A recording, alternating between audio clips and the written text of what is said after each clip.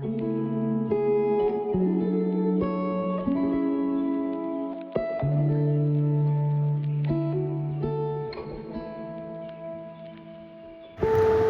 Guys, তো আজকে আরও একটা নতুন ক্যাশিও মিড রেঞ্জের ওয়াচ আনবক্সিং করে নিয়ে চলে এসেছি।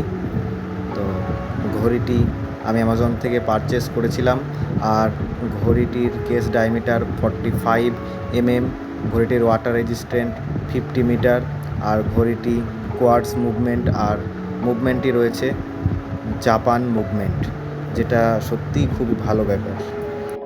আর ঘড়িটা খুবই ভালো লেগেছে আমার। তো ঘড়িটা আমি অনেক দিন ধরেই পরছিলাম, তো ভাবলাম যে একটা রিভিউ দিয়ে দিই।